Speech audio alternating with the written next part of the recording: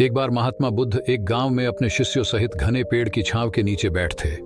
आसपास के गांवों से बहुत से लोग अपनी मानसिक समस्याएं लेकर महात्मा बुद्ध के पास आ रहे थे। महात्मा बुद्ध उन सब की मानसिक परेशानियों का समाधान देते। सब लोग खुशी खुशी अपनी समस्याओं का समाधान पाकर वहां से लौट रहे थे। वहीं से कुछ दूर बैठा लोगों को बुद्ध के पास जाते देख एक दुखी भिखारी अपने भाग्य को कोसता हुआ यही सोचने लगा कि अभी कुछ देर पहले तो ये लोग दुखी मन से मुंह लटकाए उन महात्मा के पास गए थे और अब इतना खुश होकर कैसे वापस लौट रहे हैं। आखिर माजरा क्या है, जरा मैं भी जाकर देखूं कि वो महात्मा ऐसा कौन सा खजाना बांट रहा है इन लोगों को। वे इतने प्रसन्न हुए कि उनके चेहरे लाल हो गए। जब वो दुखी भिखारी कुछ नजदीक गया तो उसने देखा कि ये महात्मा तो लोगों को प्रवचन देकर लोगों के दुख का निवारण कर रहे हैं।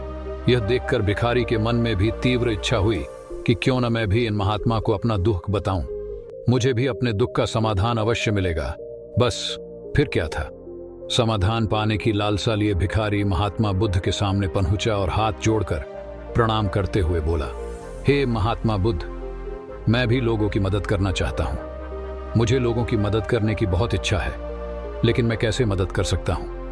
मैं बहुत गरीब हूं। मेरे पास न तो पैसे हैं और न ही कोई ऐसी चीज जिससे मैं किसी की मदद कर सकूं।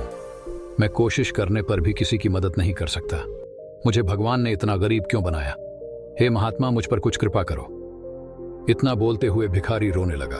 महात्मा बुद्ध बोले, आप बहुत अज्ञानी हैं, क्योंकि आप अभी तक इस भ्रम में जी रहे हो कि तुम्हारे पास कुछ नहीं, जबकि दूसरों को कुछ देने के लिए तुम्हारे पास बहुत कुछ है। तुम बिना धन और वस्तु के भी दूसरों की मदद कर सकते हो।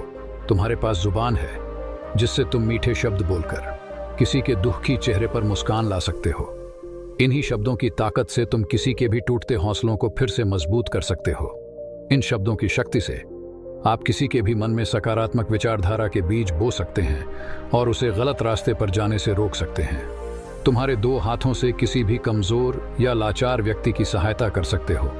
आपके दो आंखें किसी अंधे को रास्ता दिखा सकते हैं। तुम किसी के लिए दुआ कर सकते हो।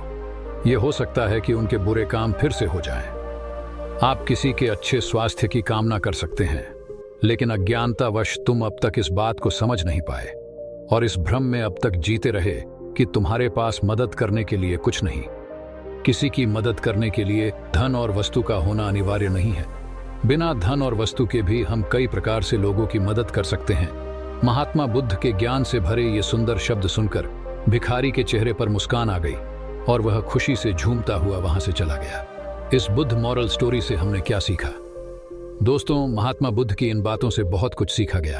आजकल बहुत से लोग यह सोचकर दुखी होते हैं कि मेरे पास ये नहीं है, बल्कि जो आपके पास है उसी में संतुष्ट रहना सीखें और बिना मतलब के लोगों की मदद करें। इन्हीं से आपको परम सुख की प्राप्ति होगी। तो दोस्तों, यह बुद्ध मॉरल स्टोरी आपको कैसी लगी जरूर बताना।